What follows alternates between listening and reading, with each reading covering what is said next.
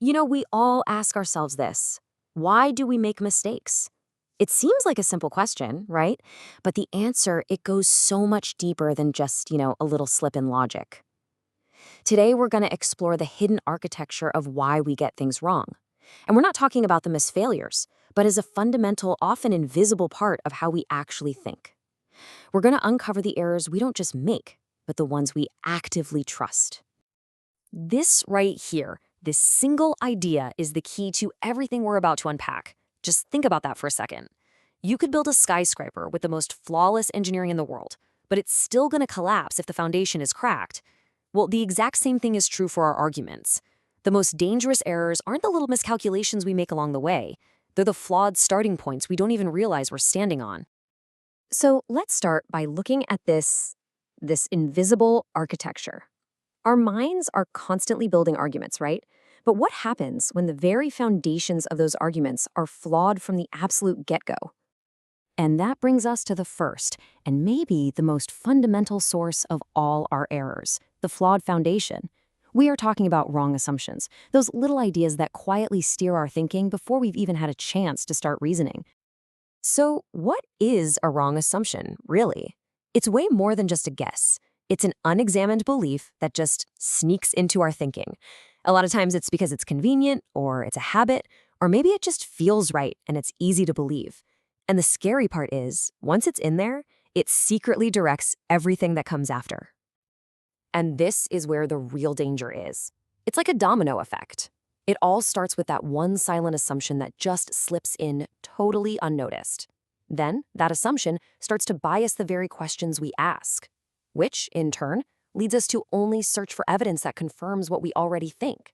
So by the time we get to the conclusion, it feels completely logical, but the entire chain of reasoning was corrupted from that very first domino. So why on earth do our brains do this? Well, it really just boils down to a battle between the easy path and the hard one.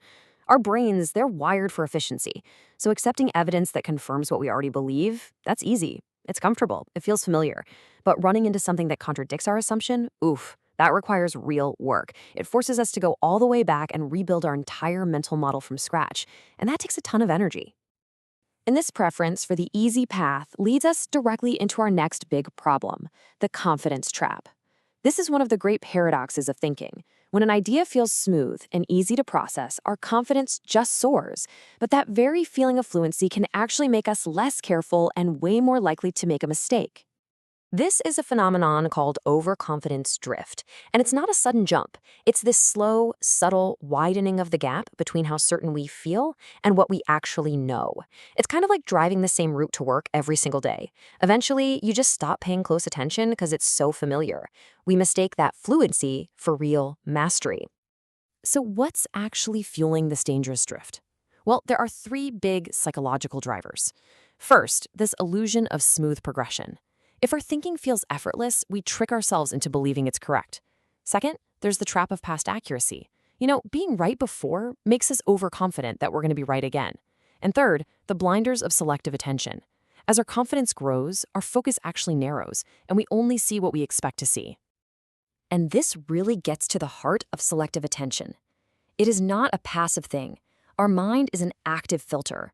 We aren't just soaking up information from the world. We are absorbing the very specific information our brain has already decided is important, and that's usually based on our assumptions. I mean, it is startling when you break it down like this.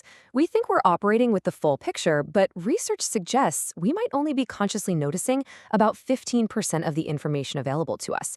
The other 85% of all the cues around us, they're effectively invisible, filtered out by our habits and our expectations before we even get a chance to think about them. Okay, so after seeing just how easily our thinking can be led astray, the natural question is, what can we do about it?